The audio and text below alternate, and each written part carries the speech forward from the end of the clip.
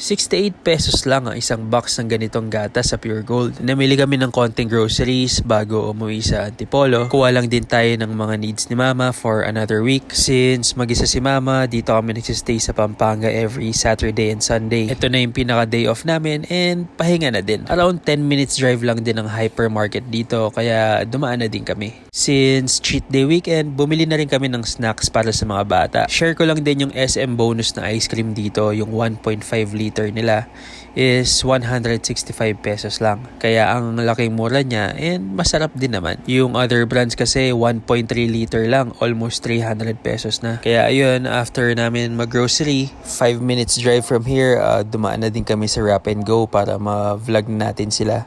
Masarap din actually yung food nila and very affordable. Yung promotional video namin ng Wrap and Go is nakapost sa ING Vlogs. Kakopy ko yung link dyan sa baba para mapanood nyo. Pag uwi sa bahay, nakabili pa ako ng chicharon dyan sa kapitbahay.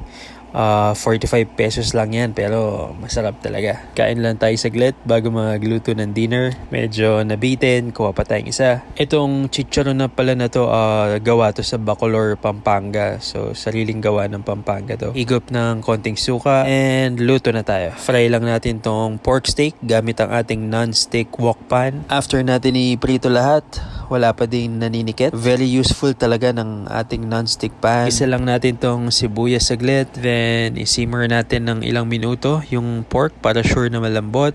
Pork steak done. Luto tayong konting fries para sa mga bata. Gamit pa din natin syempre yung non-stick wok pan natin.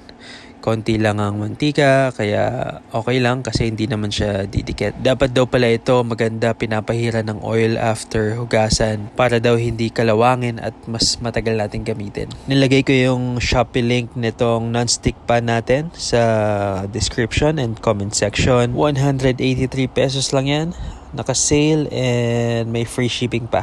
So this morning, dumating na kami dito sa Antipolo. Pagkahatid namin ng kids sa school, dumiretso na kami sa Taytay para mag-canvas ng mga tela. After nyan, akit na ulit sa Antipolo. Dumaan tayo sandali kay Angelo para mapagbigyan yung invitation niya. Quick vlog lang naman to and yung full vlog inilagay ko nga sa ING Vlogs page. Baka sakaling gusto nyo panoorin, nilagay ko yung link dyan sa description. Daanan na natin yung kids sa school. Ayan na si Kuya, tomorrow exams nila kaya kailangan natin mag-review tonight.